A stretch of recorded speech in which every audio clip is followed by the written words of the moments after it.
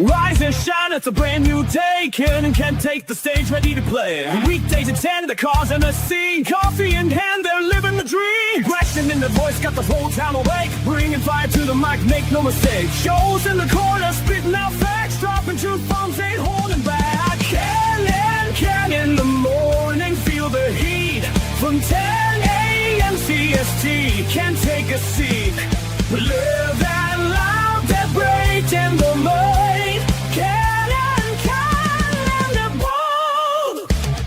Light up your speakers, crank up the sound. They're talking about life upside down. Opinions exploding like a sonic blast. In the studio, they're built to last. With passion and grit, they engage and ignite. Every single week, they're a force can't fight. From sports to politics. This is a Huddle Sports Network broadcast. You can find us on Roku TV, Amazon Fire TV, Facebook, and of course YouTube. Get all your NFL news here first. Good morning. Welcome to Victory Monday. Good morning, Fred. Good morning, Ken. And good morning, Joe. And look at everyone. It's Victory Monday for, well, at least one of us I've said good morning to today. And look at Ken is a great American cheese today. Oh, I just want to take this moment and put this out on the airwaves of I really want to see how Brock Bowers responds to a serious injury. Oh, here we go. Well, you just saw it yesterday, Ken. No. Well, what, did Brock Bowers get injured too? No, I mean, you just saw it yesterday, like him coming back from a serious injury that kept him sidelined for half the season, and he had a 3-touchdown performance. Not half the season. We want something that goes the whole fucking season here. It sounds like you're bitter. Yes, I'm very bitter at the man that wished and hoped that Tucker Kraft would get a serious injury, and that man that said it, 2 days beforehand? I didn't say a serious injury. I said I'd like to see how he deals with the adversity of coming back from an injury. Like I said with Jordan Love. And I only said that because you guys were trying to sit there and say that he's better than Brock Bowers. And the numbers say it, bro. The numbers say it, despite the fact that Brock's been injured the entire season. So I was just like, okay, well, I didn't want to do this, and let's be real. Like, it's not like me saying that had anything to do with him getting injured, right? No, I'm definitely blaming you. I mean, it is kind of weird though that I said that 2 times and both players got injured. Like, Now every Packers fan has to have Joe on the top of their list.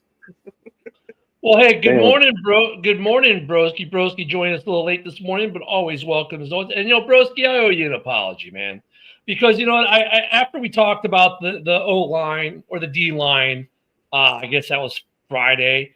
Watching them this weekend even more closely with the offensive line that they should have dominated. They are not getting nearly enough pressure. I mean, I think here was my problem, and I'll work it out. Dio in the first couple games of the season showed like, oh, this guy is okay. I'm not mad.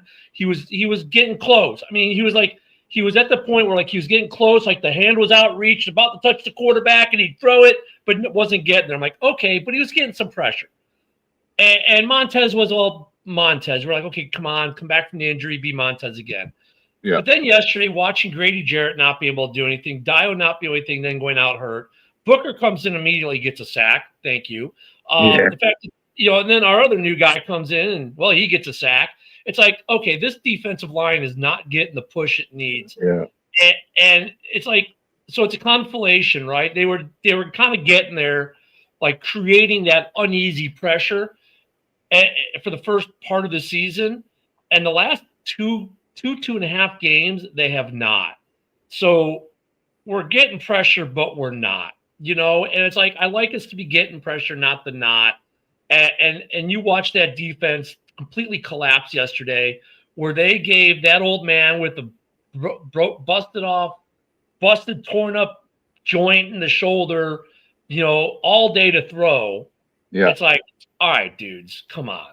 Dude, he put up 470 yards. a career day. But no, Ken, man. I mean, thanks for saying that. I mean, we're in it together, man. We're Bears fans. We both suffer from PTSD. And, you know, sometimes brothers are gonna quabble a little bit and go back and forth. But yeah, I mean, and you're right though. Deo actually the first couple weeks, like he did look like he was worth that money. Like, dang, this guy's actually showing he has a motor. But then I remember it was like 5 minutes into the third quarter yesterday, and the guys calling the game were like, the Bears only have 2 pressures for the entire game so far, one by Jarrett and one by Sweat for the entire game. 2 pressures up to they were 3 minutes into the third quarter. So yeah, they definitely have to work on that. And it looks like that Gardner Johnson is the second best blitzer on the team after Brisker now. So well, that's that nickel corner. That that's having that nickel corner. Pete. That's what he's. I said they'll probably have him be the nickel corner, and sure as shit, he was the nickel corner. Yep. I mean, which made too much freaking sense. Yeah, he had a hell of a game. I mean, I didn't have too much faith in that signing, and he played his ass off. So, I mean, shout out to him. He played well. Well, and considering he got there Wednesday, I was like, and he played the whole freaking game. Like he did. He started and played the game. Yeah. Yeah. Yes. Yeah, it was pretty something else. But yeah, going on some Panthers shows earlier today too. I'm like, just looking. I'm still looking at it like. I mean, what a gut punch for the Packers. Like, holy shit, you get bullied at home by a Panthers team, and then like you lose Kraft for I'm assuming it's the season. I don't know if they came out officially. It's a confirmed ACL for the year. What I wonder what had happened is Jordan Love's birthday was the day before the game. Tucker Kraft's birthday's today. I wonder if the team went out and partied massively hard before that game or something because they looked hungover on the field. With how sloppily they played, they deserve to lose that game. Real quick, I don't want to gloss over these, but let me recap it real quick. Raiders lose in overtime. In overtime with the longest field goal now in NFL history in that game. The Packers, which actually the throwback helmets were kind of cool looking. What I saw, they were kind of cool. They lose. The shocker for me of the day was the Vikings beating the Lions. Mm-hmm. But I'll tell you what, none of that mattered because we almost all had coronaries in this country because of this bullshit. I mean, you want to talk about crazy. And that onside kick, complete luck. I mean, look at it. I don't blame the special teams necessarily. The blocker, I think it was Brown, was doing his job, got pushed into the ball. Hey, that's football, right? The guy who didn't try to touch it, he got kind of barely glanced his foot, but hey, whatever. Then the defense, and then you get that play. But some stats from yesterday that I really want to kick in for the Bears fans real quick. I think we found the second half of our running back tandem. Yeah. Let me get into that a little. Hold on. So I got 2 to do, and then I'll let you get into it. And I'll give my quick take on this ridiculous starting debut for Kyle Monangai. And I know Broski's have a lot of good things. And then this here.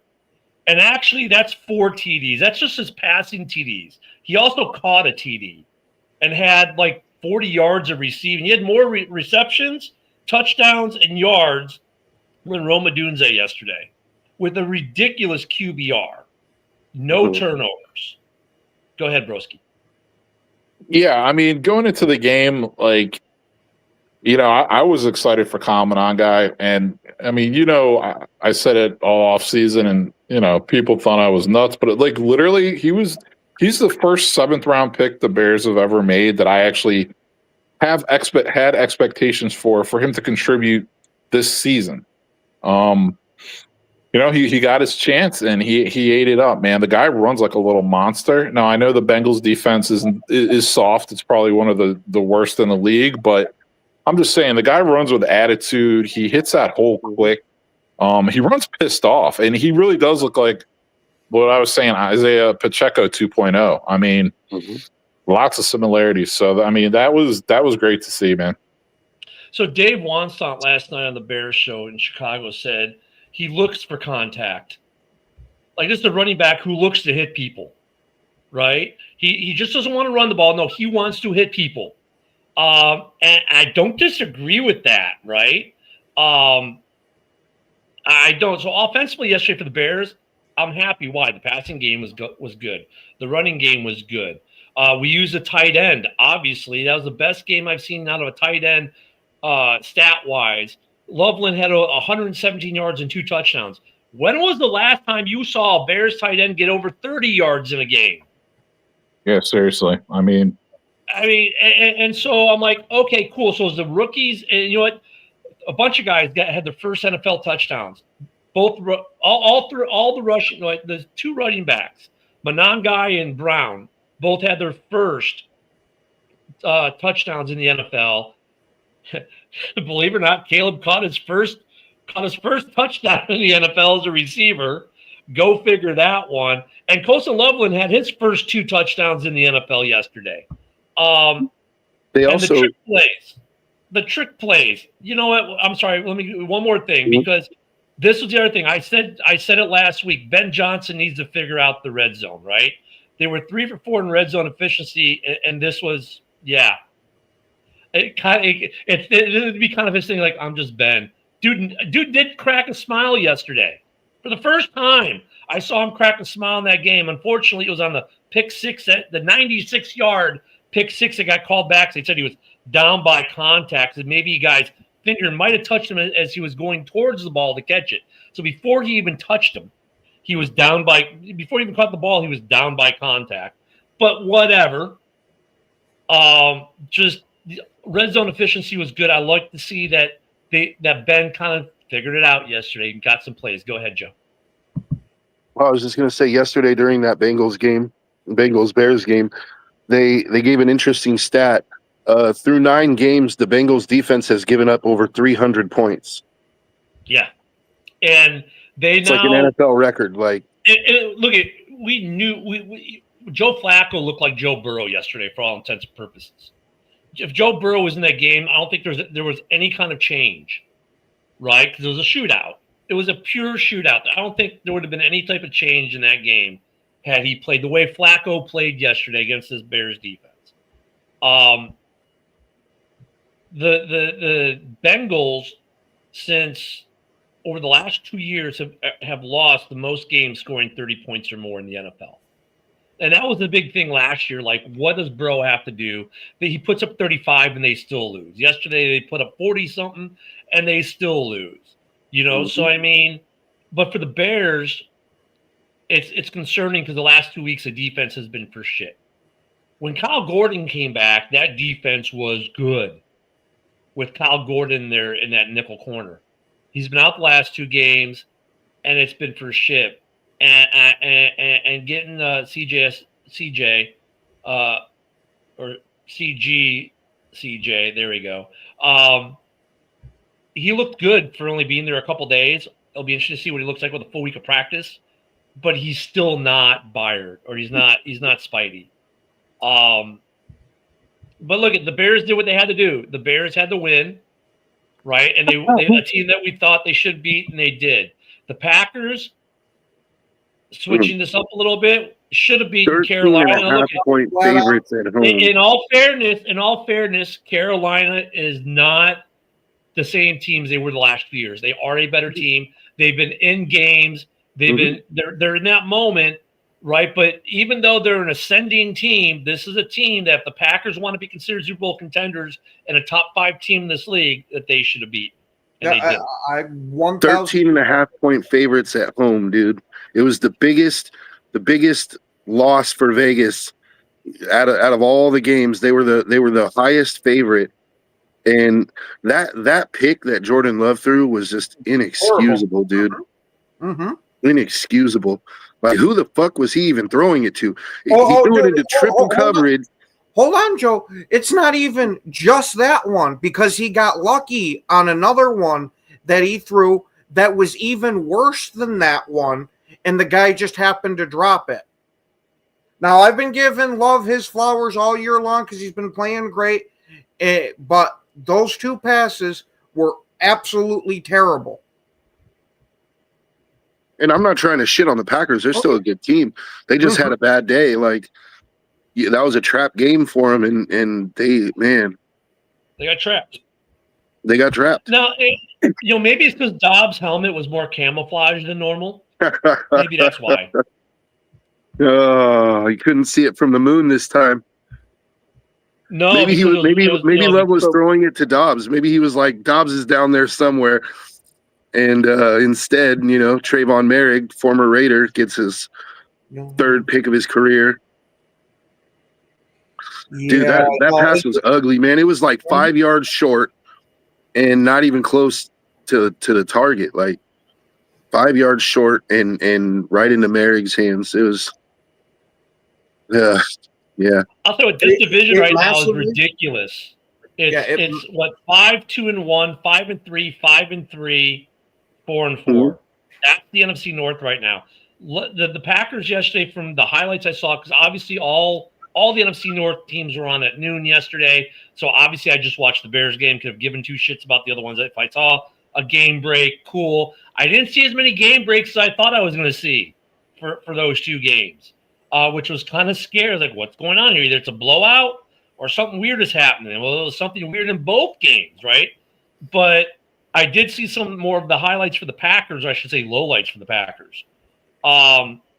Look at the jerseys were cool. The helmets were cool. The throwback helmet, that was actually pretty cool what the Packers did there. I don't think anyone thought about, like with hydro dipping though. It made total sense that they did that, and it looked cool. Kind of gave that throwbacky feel. It was kind of cool, but it didn't work for them on the field. And now they lose Kraft for the season, which is one of their best weapons. Which now that passing game, if you thought Love was bad yesterday. Now, I'm not saying Love is going to be bad, but I am saying this. If you thought that Love's performance yesterday was bad, he's going to have a much, much harder time looking good now without his safety net in Tucker Kraft, because that dude was so key. Now, look, they've got another pretty decent tight end there in Green Bay, but it's not Tucker Kraft. Yeah, Musgrave is a good tight end and all that, and he was actually picked around before Kraft. But he does not have the Tucker Kraft mentality. He might be a good receiving tight end and all that, but Tucker Kraft is a throwback to the old school days of football where he likes blocking just as much as he likes receiving. You're not getting that out of Musgrave. Musgrave might be able to fill in receiving wise, but he's definitely not going to have the same type of yak or that difference maker blocking wise for a tight end. Yeah. Packer fan Ken, I didn't get to watch the Packers game close enough because they were playing the same time as the Bears, and usually I always try to watch the whole Panthers game. I'm really curious, is like your impressions as a Packers fan on this Panthers team, though. Like, what did you think about their O-line, and what did you think about Rico? Like, their offensive line is a hell of a lot better than I thought it was. Yeah, because even with them having injuries, they still kept the pressures to an absolute bare minimum. Yep. Now their running back is legit. We could not stop him for shit. And you've seen us shut down multiple other running backs this year who were damn good. This guy, just with his hard-nosed running style, just beat him up. Yeah, man. Well, look, that's the story of Micah Parsons, though, isn't it, Broski? Like, you run at him, and he's been pretty decent against the run, but you run at a guy enough, eventually you might break him, and maybe that's what they did yesterday. Well, I'll tell you what, too. Like, the Packers really – the Panthers really invested in their O-line 2 off seasons ago, signing those 2 guards, giving them a lot of money. Apparently now they have 2 legit centers because the guy who was starting and killing it this year got injured, and he actually beat the other guy out for a starting job, who then became injured and then came back this game and looked like he had the best game of his career. But yeah, I mean, there's trade rumors, a lot of trade rumors that Chuba Hubbard is going to get traded to either the Patriots, the Giants, or the Texans. So they're looking to move him and get out of the contract they gave him last year already because of Rico. Yeah, let me tell you, you could see a massive difference in the way Chuba was running versus the way that that Dowdle Yeah. was running. Because, dude, it was night and day. Chuba couldn't do shit against us. Dowdle was getting Dowdle chunks. was running us over like we were standing still. He was getting chunks, dude. Yeah, he's nasty. He's nasty. Yeah, Green Bay, look at defensively, obviously they And he's held a up. receiving threat too. Like Dowdle can do it all, man. Yep. Well, in Green Bay, look at obviously defensively, they kind of held up their end of the bargain, right? They kept the score low. Offensively, they failed miserably for Green Bay yesterday. Some bad throws by Love that we saw in low lights, highlights if you're a Panthers fan. Walk-off field goal, a game they should have won. The other one that was surprising, transitioning over to the Queens. Notice that the pun on words there. Dude, there was like last week we're like, there's no way. I mean, the Vikings are going to get slaughtered, right? And even Vikings fans were like, yeah, the Lions will probably win this game. JJ comes back and 2 throwing touchdowns, a running touchdown. They beat the Lions. And I mean, the Lions every time. Here's my thing with the Lions. Every time you seem to think, okay, these guys are going to be the team in the North again. Like last year, we said it, and they ran with it. They'll put 2 games together, like, wow, the Lions, like they're going to be, they are the team to beat in this division. They really are. And then they put up a game like yesterday. And you're like, is JJ really that good? Are the Vikings who are decimated with injuries and defense and this and that really that good? Or did the Lions completely shit the bed on a division game and get trapped? Or si no los dos. 2 things. Why not both? Number one, when you shut down the Lions running game, they become very pedestrian. You know what I mean? You can see it. I mean, yeah, they'll have splash plays like that Laporta touchdown, that JMO touchdown that kept them in the game. But if you shut down their run game completely, they really have no answer to it. And then number 2, didn't they say Morton created this offense and blah, blah, blah, and they didn't need no Ben Johnson and blah, blah, blah. Now I see Lions fans saying Morton needs to go. Like, what? Which is it? Yeah. Yeah. Fred, we keep saying you're going to be the team, and then you do what you did yesterday. That's my point. It's like every time we feel comfortable enough to say, wow, okay, the Lions are probably going to be the team in the North, you lay a goose egg. Hey, Fred, rookie QBs are rubbing their hands together when they play you for home field advantage. Yeah, Isaac, that was a good point, though, man, because that's all I'm hearing today and after the game yesterday from Lions fans is like, oh, John Morton has to go. He's not good. He throws too many screens. He doesn't run the ball enough. Blah, blah, blah. He's a dink and dunker and all this. And it's like, well, guess you do miss Ben Johnson then. And Mitch, I just got to say this. Like, I know he threw a couple touchdowns, but JJ's numbers were pedestrian yesterday. Like, let's just be honest, man. Like, pull up his stats. Like, I don't even think he threw for 200 yards. No, he threw for like $140. Yeah. He threw for $140, bro. Like, you guys were playing with short fields. Like, come on. So let's not go crowning the dude yet, okay? Oh, how about Vikings defense? They sacked the shit out of Jared Goff. Yeah, I mean, did Van Ginkel play yesterday? I thought Van Ginkel was out. Did he play yesterday? I didn't see the game. I think he did. I mean, it sounds like Van Ginkel played the way the defense played, and it seems like Van Ginkel was kind of the key to that defense. But remember, they still got guys like Gennard and stuff like that there. I mean, look, it's division game, right? Like A-Dub, yeah, you hit it, man.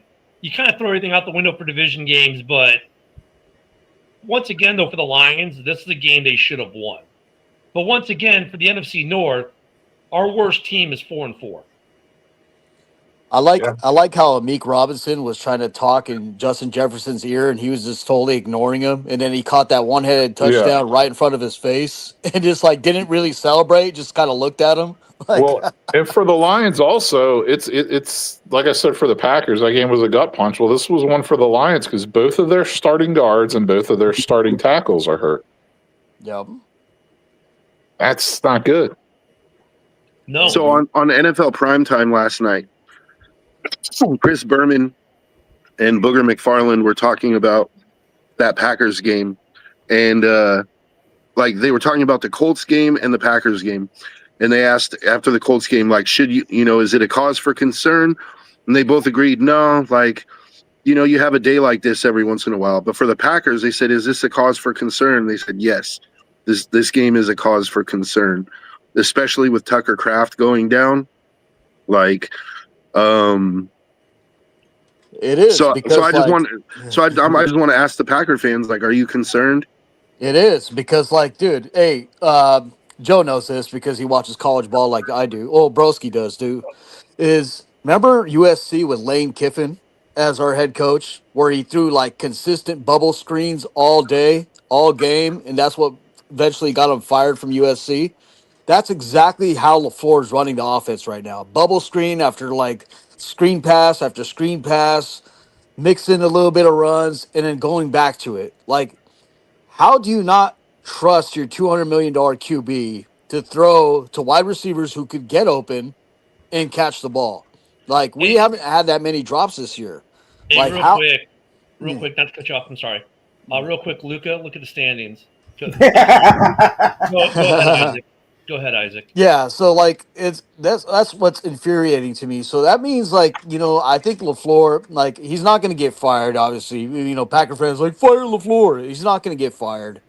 But what is going to happen is Stenovich, unfortunately, is going to die on the sword. He's going to get fired, and we're going to bring in a new OC. And I think LaFleur needs to fucking give up play calling to this new OC and maybe mix in his own play calling. That way he can run the whole picture instead of just I running don't one part of our. disagree with. Yeah. I do not disagree with the word Isaac just said because we talked earlier in the year. Is LaFleur possibly be in the hot seat this year if the Packers don't do something playoff wise, right? If they don't even make the playoffs this year, that becomes another question, right? Now you say, well, Kraft went down, that changed the whole complexion of the offense, and there's other things that we had offensive linemen. That's what some people might say, right? Didn't Golden get hurt So too? like, no, that won't be the thing, but Yeah. but Isaac brings up a good point though, like. And I think what Isaac said is probably what's going to happen. If the Packers, for whatever reason, like, look, they're a half game in first because basically a tackle in overtime made it so they're not 5-3 with the rest of the division, well, minus the Vikings who are 4-4. This could very well be a three-way tie for first right now. They're a half game up because of the tie. Go figure, right? But they are one tackle difference away from being a three-way tie for first, and that's still good for the Packers if you think about it. It's not doom and gloom. The Packers are right now legitimately in first place in the division. It's a half a game, but with Kraft going down, with some of the offensive line issues they've had, with some of this inconsistencies they've had, I can see what Joe is or what Isaac is saying is happening. It's like if there's going to be a change in Green Bay, the first thing to go is the offensive coordinator, who's an offensive coordinator name only, but that'll be enough for the normal fan who doesn't maybe realize that guy's really not doing much. He's just an OC in name only, is going to get fired. And now buy LaFleur another season. Now, if this happens next year too, LaFleur is gone. Yeah. To me, it massively depends on if we have multiple games like this game we had this past Sunday and against the Browns. We keep falling short against teams that we should beat is what's going to annoy the ever-living piss out of me because we're playing perfectly to our opponents. If they're a good team, we'll play real good and punch them in the mouth, all that shit. But if they're a bad team, we're punching ourselves in the mouth. Hey, Yeah. Ken, what you just said is word for word what Booger McFarland said last night, why the Packers should be concerned. Because they're playing down to the level of their competition rather than playing up. Yeah. Well, in regards to How bad is Golden's injury? It's, he went down with a shoulder injury because he landed like pretty hard and then like he didn't come back in the game, but they haven't reevaluated. They hadn't have any injury news yet on him, but my main concern is Kraft. I think he tore his ACL. Oh, he tore his ACL. no, He's out for the season. So the Lions and Packers. In terms of the Cleveland game, though, I wouldn't say necessarily they played down as much as there's a certain man in that team who can wreck a game by himself, and he kind of did.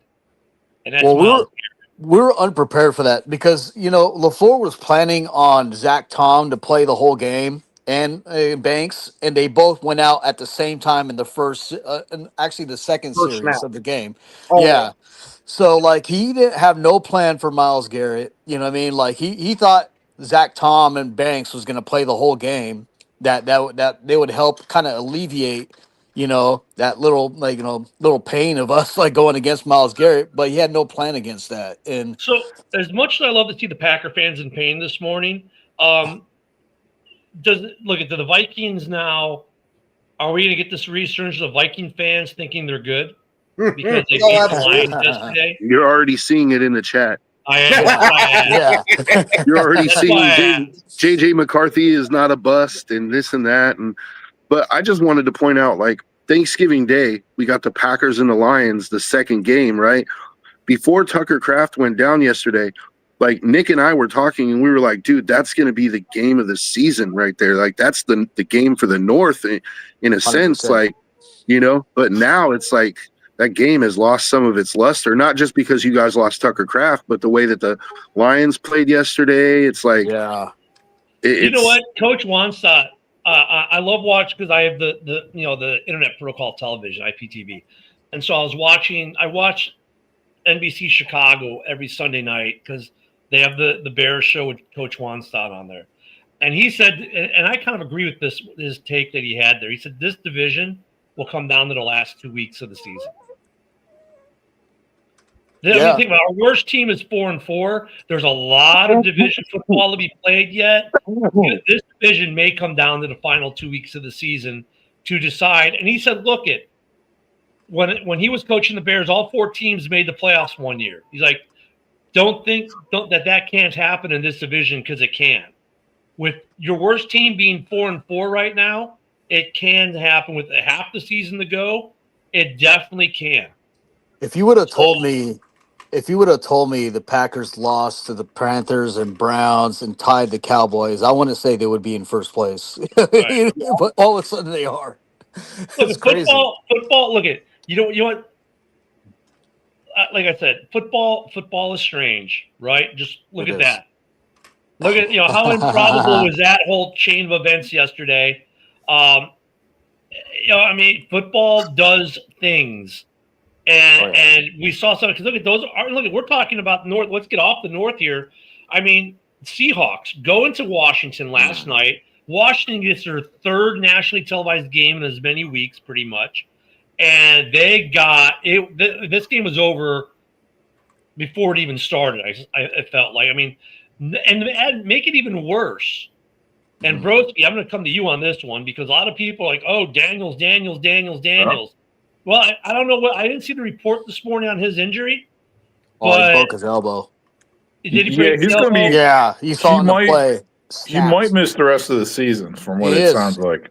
He is. Yeah, If you watch and- that play, it's all over it was- Instagram right now. Yeah, and that's one of the big knocks, or actually like the biggest knock on him coming out of LSU, right? Durability. Is durability. Like he's literally 6'5", 190 pounds. So he's built like an NBA shooting guard.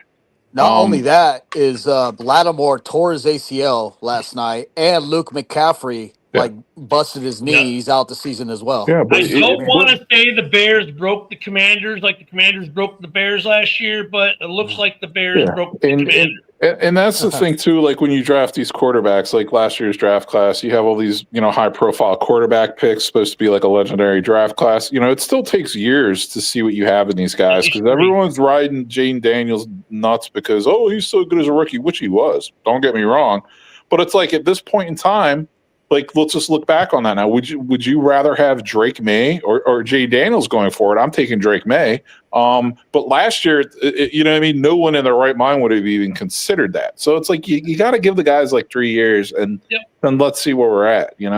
As much as I like. Oh yeah, go ahead, Ken. No, go ahead. As much as I like Drake May, I still rather take Jaden Daniels because Jaden Daniels is athletic as fuck. You know what I mean? Like, and then just because he has an injury season doesn't take away from the player. The player can throw. It does though. But It kind of does. It does. It's If he's kinda not like durable, JJ, like, look at JJ. But if he comes in healthy, but I was guess like what? JJ. But durability means everything. Like, okay, so JJ came in yesterday, had a pretty good game. If he goes out the next game, gets hurt, misses 3 or 4 games, and now they drop he misses 4 more games, they drop 2 or 3 because he's not there, then he's kind of a liability because of his durability. Jaden Daniels, same thing. What's the use of having this high-priced quarterback And look at, you're saying, oh, he's only a rookie. He's high priced comparatively speaking because he's a first round pick. What's the point of having this shiny Corvette or Porsche or Lamborghini in the driveway if 3 tires are flat and the one tire that's good has a busted rim? Yeah, it's like a Jaguar. It looks good, but it's always in the shop. But I mean, we're basing this off. Drake May, Isaac, Drake May, real quick. He is actually extremely athletic, and I mean, he's not going to be Jaden Daniels. I mean, really, nobody is. Yeah. But what I'm saying is, Drake May completion percentage is 74% right now for the season. 74. That's ridiculous. He's like 17-4 TD to interception ratio. Insane. He's playing great. I'll give him all the credit. You know what I mean? The Pats are 7-2. Yeah. He's playing great.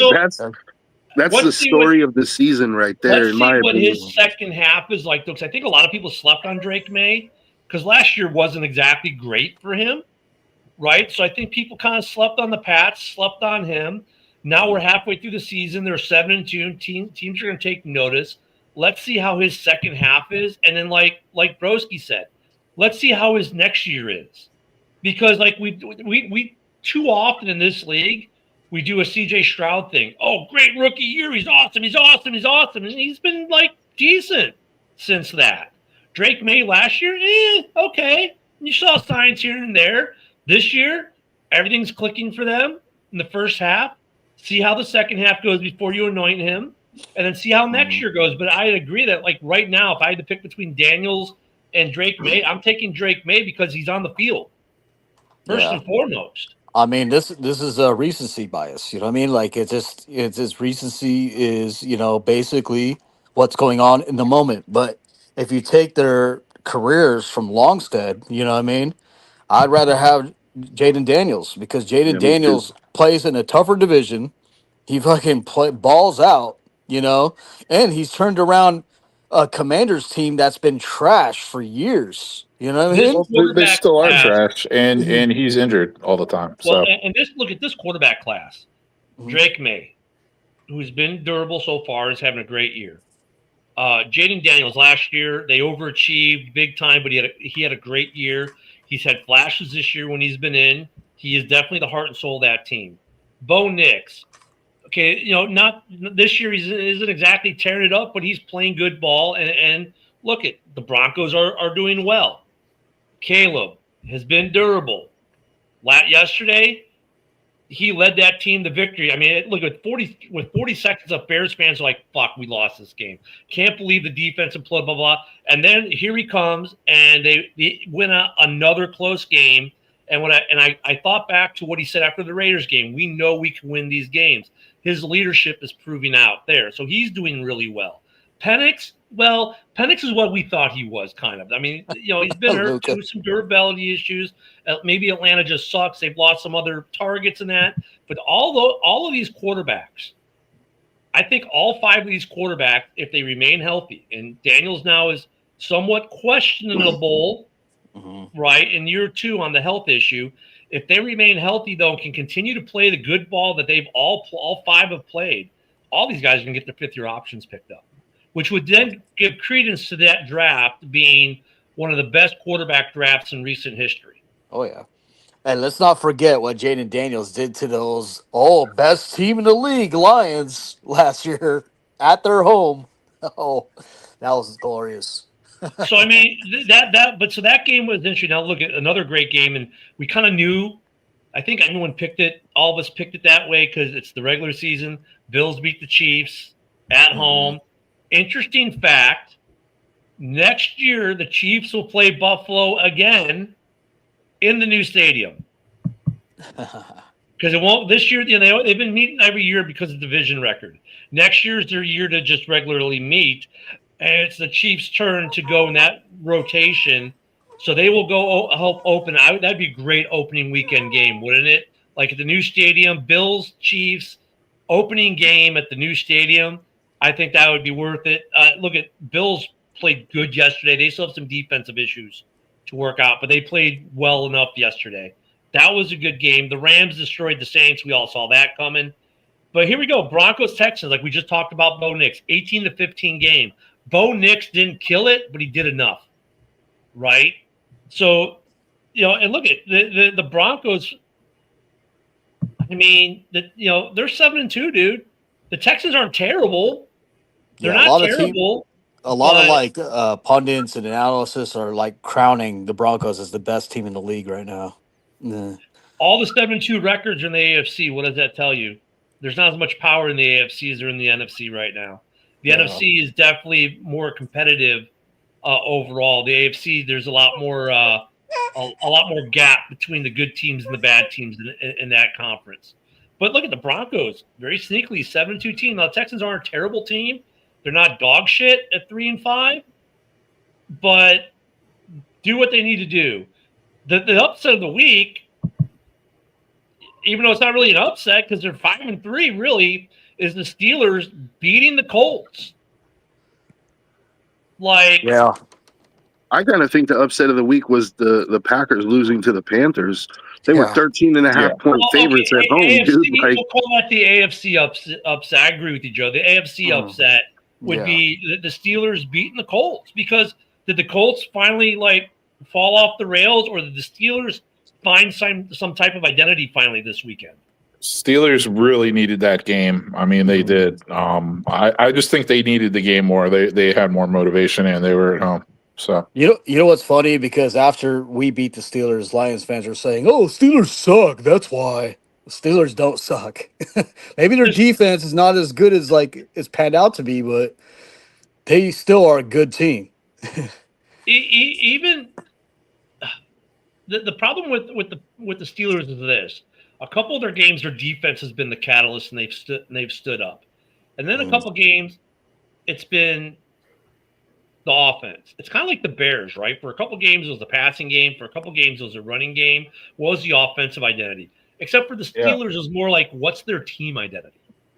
Yeah, I was going to say that's a good comparison, because I kind of look at them very similar. The Steelers have some playmakers on offense. They have some playmakers on defense, and so do the Bears. But they really haven't put it all together yet in one game. They really haven't found their true identity yet. Another game. Look at I just gave the Falcons some shit, but look, it was 24-23 Pats over the Falcons. That was another nail biter game where now you got a 3-5 Falcons and the Pats are 7-2. It was a hard fought game. Penix. Well, I just don't know what to say about the Falcons, man. They just find ways to lose. You feel bad for them because they're probably a better team. 3-5. So that's another one you got to watch. That's another 3-5 team that you got to watch because, like the Texans, better than their record. Like Arizona, better than their record. Which makes today pretty decent yesterday. Well, today he threw 3 touchdowns to Drake London, And those throws. Did you see those throws? There was a couple of throws that Drake London, a couple of Drake London catches, but those throws were pretty good. The catches were really good too. Drake London made some crazy catches yesterday. The Niners beat up on the Giants. No surprise there. The Chargers, the Titans, they're 1-8. Chargers got a little bit more right yesterday. And but Joe Alt got injured again. Yeah, that's big news for them. The Ravens, of course, destroyed the Dolphins on Thursday. And tonight, like I said, this will be a good game. Cardinals-Cowboys will be a good game. Don't let the 2-5 record of the Cardinals tell you otherwise.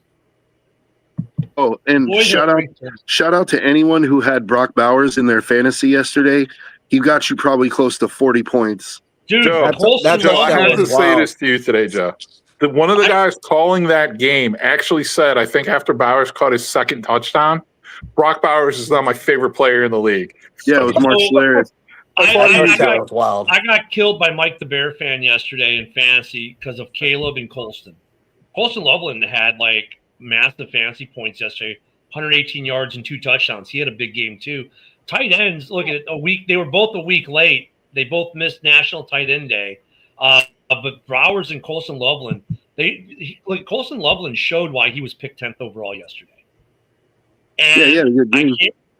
I can't remember who said it, but someone said it. People talk about, well, we should have taken the other guy. But has the other guy done stuff that Colson did yesterday? And the answer is no. I don't know, man. Warren's doing some pretty Warren's sick doing stuff. some pretty man. good stuff. Warren hasn't had a 60-some yard touchdown reception and run the routes that Colson. Yeah. So it's gonna be fun to watch those guys go. Mhm. But yeah, Loveland yesterday made a statement like, "Hey, don't forget about me. I'm a good tight end too." Oh, yeah. Credit Yeah, to that the was- tight ends. Again, it's like the quarterback thing. You take these guys on the top 10, 12 picks or, whatever, and it's like, give them 3 years, and then we'll really be able to tell, and Credit the tight ends because they kind of were a forgotten position for a couple years, and now they're basically a very important position right now. Well, yeah, I mean, Football. well, shit. Look at the greatest show on turf. Mhm. Okay, the architect of that didn't have a tight end, and when he came to Chicago to be the OC with Lovie Smith, the first thing he did was get rid of Greg Olson because I don't like tight ends. That's how the NFL was. Yeah. And now you're right. They're making a statement over the last couple of years. I think though, like Colson having the game, Browers having the game they had, that's great. We love to see that, right? And I bitch way too much about the Bears not throwing to their tight ends. But then you look at what Kittle did his first game back for the Niners. He didn't catch a single ball, but he was probably the most important player on the field for the 49ers offense that day. Why? Because everyone's like, well, CMC was the most important. CMC doesn't have that game. It wasn't for Kittle doing what he did to block him and break him free and do the things that he did. Like, that's a part about the tight end that people forget. Like, Kittle, he makes great catches and he can score touchdowns and he's a beast, but he had a game where Kittle literally had 0 catches. Yet without him, they don't win that game probably because CMC does not have that monster breakout game. Because almost all his big runs were because of something Kittle did. Yeah, Kittle is an elite blocker. You know what I mean? Like he's like elite. Like if you watch him out there, him and Juszczyk, I can't even pronounce his name. Yeah, Yeah, they block the shit out of everybody. I mean, think Open about up Kittle's lanes. the only one who wears the offensive lineman helmet as a tight end. But yes, so I know that the Raiders lost yesterday, but I feel like they kind of deserve a little bit of credit too, because the Jags are not a terrible team, and they took them to overtime. And it literally came down to a 2-point conversion try that they just didn't convert. Like Geno threw it right into a defensive lineman that was jumping in the air. So we lost. But you know what though? I mean, Joe, to be honest with you, Bowers was targeted 13 times, had 12 catches for 132 yards and 3 touchdowns. Yeah, you know what, Joe? Come on, dude.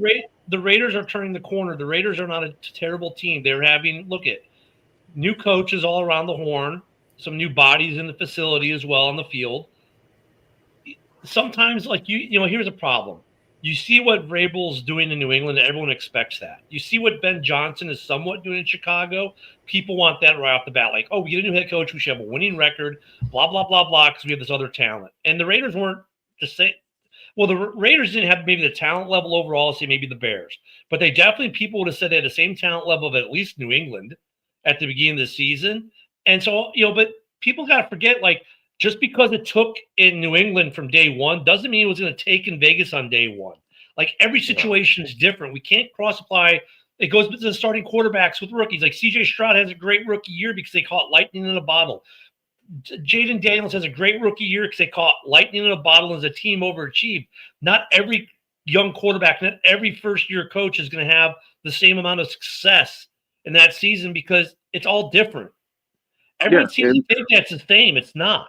I wasn't saying that the Raiders are going to turn the corner here and they're going to go on some massive winning streak. I was just saying that I felt like they deserved credit for the way they played yesterday. They played a tough team, and Geno's still Geno, but he had a better game yesterday. But man, Bowers is unreal, dude. Geno's effort or lack thereof on that final play on that 2-point conversion. It's like he was. Where was his head? So lackadaisical on that final play. Dude, you don't have to tell me. But honestly, in my opinion, it was the best thing that could have happened for us. And I kind of hope that it goes that way the rest of the season, where we play teams tough, but we lose by a point or two, because I don't want to lose out on drafting a top flight quarterback, because I feel like yesterday showed me that with a competent quarterback, the Raiders can win games. What's up, Chat Wagon? You know, I like the core of Genty and Bowers. I think that's something that you can definitely build around. You can definitely build around them. I would like to see us get a new offensive coordinator because Chip Kelly's just not it. Like he doesn't give him another year. He doesn't use Genty correctly. Like he had 12 carries yesterday. Like, but look at it, you gotta give him another year because like there are some games that you're gonna look at and don't look at just individual games because there have been games where he's used Genty a shit ton and it just didn't work. And go back to the Bears this year with what they've done offensively, right? Ben Johnson has gone to some people a shit ton in certain games and it hasn't worked. And then he goes in other games and well, then you get this yesterday, right? Yeah. I mean, but can I look? Let me put it to you this way: I watch every Raiders game, and anybody we all have a team, right? Like, there's a certain feel that you have for the game, like when the game is going on, and like for example, every time Genty gets going, they go away from the run. Like when Genty will break off a couple chunk plays, and then all of a sudden Chip's like, "Oh, we need to start throwing the ball now." It's like, no, keep giving it to the hot hand, like. You know, and so for me, he just doesn't have the feel like of this team. Now at Ohio State last year, he did a fantastic job. I'm not trying to say that he's a terrible coach or anything. He just doesn't have the feel for this team for when to call the right plays. Like, and I agree with you. I think part of it is it's his first year with the team. Maybe he doesn't know the team that well, and so I can see the argument to give him another year. The problem for me is if we're going to go draft a top 5 quarterback, I don't want this offense to go into that to spoil that first year for that quarterback is all I'm saying.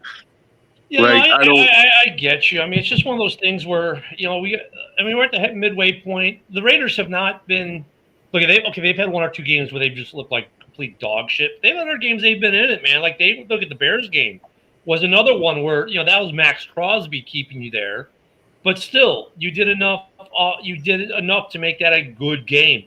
They're a team that I think in some ways underachieves. I think some of it the coaching staff needs to figure it out. Just like I don't wrong you for being critical of your coaching staff.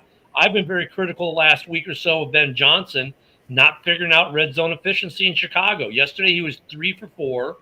I think they should have been 4 for 4, but hey, I'll take the win when I can get it. 3 and 4 in the red zone. The play calling overall for Chicago, much better yesterday. Yeah, talk about an offensive explosion. The passing game. And you know what? Here's the scary thing about the Bears yesterday. For the day that Caleb had, and let me throw that up real quick. What's scary is the Bears had an offensive explosion because, well, you had this. And then Caleb throws for 280, 20 of 34 with 3 touchdowns. And guess what? Caleb Williams had more receptions, more yards, and more touchdowns than Rome Odunze, who had 3 targets and no catches. Speaking of red zone efficiency, man, fucking that Panthers-Packers game. We could drive the hell out of the ball into the red zone, but we couldn't do anything when it came to the red zone. I mean, credit to coaching. Yeah, that's coaching. That is coaching. It really is. It's and the thing is, like, look, you're going to get games. So, like, if you're a Packers fan, don't freak out. Yesterday, they could not. The coaches could not figure out Carolina's coaches on defense. You're going to get those games every so often where you may be. How many times have we seen? Oh, they're the best red zone efficiency team in the NFL, and then they come into a game and they're 0 for 5 in the red zone because on that day they couldn't figure it out. It's going to happen. Now, in Green Bay, do you worry? Well, not so much, as long as it stays anomalous. But if the thing, then you start to worry. There you go. That's going to be my issue is if it happens to stick around. Because, you can throw up the excuse there of, well, you had a bad game, this, that, and the other. But I'm tired of seeing when we lose, it's not losing by like, oh, you know, they just happened to beat us. They were the better team. It was we shoot ourselves in the foot.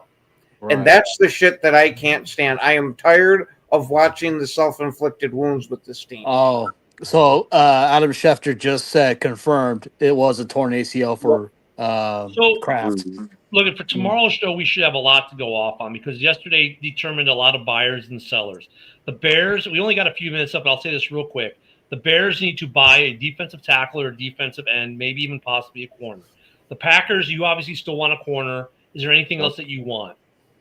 Yeah, we want a corner for sure. We definitely need a corner. Yeah, and there's talk about maybe a running back, but I'm not too worried there. Joe, What about the Raiders? Are they buying or are they selling it? And if they're buying, is there anything you want to see them buy? There's nothing I want to see them buy. If we're going to sell, I guess Jacoby Myers, if we were to get a decent pick for him, I'd be willing to let him go. Probably a third. He wants to go anyway. I mean, that's the thing. People, you got to temper your expectations for what you think someone you have is going to trade for. Traditionally, at this point in the year, in an in-season trade at the deadline, I can't remember the last time I saw a first-round pick. No, you get lowballed. It's been some years, yeah. Like you might get a second, maybe a third, even a fifth, depending on the player. Look, I think the Bears definitely the cornerback market. I'll tell you this right now, because of Gardner Johnson. Right, that should tell you something. We took a safety to convert him to a nickel corner. That means there aren't corners out there. Hey, I haven't seen Dorn in the chat. I know. Is he pacing around his cabin playing that song? You had a bad day. Someone do a health and welfare check on Dorn, please. But I mean, with the Bears going out signing a safety to convert into a nickel corner, that should tell you about the cornerback market. For those of us looking for a corner. Don't be surprised if there isn't a corner traded to you. I think the Bears more likely than not, they'll have to either settle for a defensive tackle or a defensive end at some sort, depending on what's out there. Simmons is out there at end.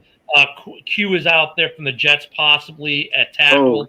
There are some other names too. Did you see that the Eagles got Jair? He didn't even last a year in Baltimore. Yeah. Oh, by the way, thank you. But the rich get richer. By the way, thank you, Dolphins, for trading Jaden Phillips to the Eagles just before we faced them. Yeah, thank you very much. I appreciate that. Jesus. Yeah. Howie Roseman's the best in the business. There's nobody close. Yeah, we get them on Black Friday. That's going to be an interesting game. Man. Dude, you've got to have blackmail on some of these other GMs, bro. It's like they traded a 6th round pick for Jair and a 7th. Yeah. So Jair was basically worth a ham sandwich. Like that's what we're saying. Like, yeah, this guy trades gum and gets fucking prize 5-star players. Maybe he's Mossad and he's setting up all these honey traps for all these other teams. Roseman Island. And the Eagles give him a 3rd round pick and look at Phillips only got a 3rd round pick. That should tell you something. That the market is that kind of thing. So that was the first move that happened today. Go figure. The Eagles strike first. My God, Schefter, how many times do you have to post about the same trade? You did like 8 tweets on the same fucking trade. So, pay attention to Shefty today because I have a feeling there are going to be a couple other moves today that we'll be talking about tomorrow morning. And the deadline's tomorrow at 4 p.m. Eastern. So probably the next 2 days, there'll be some last-minute ones. I would not be surprised to see the Bears try to do something. I know Poles has been shopping. I think the Breece Hall thing ended yesterday in Chicago, though, with the game Monangai had. The Bears now have their 1-2 punch. Swift Monangai is going to be a nice little package for the next 2 years in Chicago. I think Roshan Johnson is out of a job in Chicago. And in fact, he even got supplanted by Travis Homer, Broski. Because for as bad as Homer is, he is good on special teams. He's the lone tackler on special teams. Seems. We're going to read about 10 more trades from the Eagles. Watch. Well, guys, we're out of time. JB, hopefully he's next. Hopefully he's doing this show. He didn't comment this morning. I know he might be with Dorn and witness protection this morning, but JB tends to show up after a loss. So check him out in about 30 seconds. We will see you all here tomorrow. Thanks, everyone, for joining us. Have a great Monday morning and enjoy Monday Night Football. We'll see you tomorrow. Go Beckham.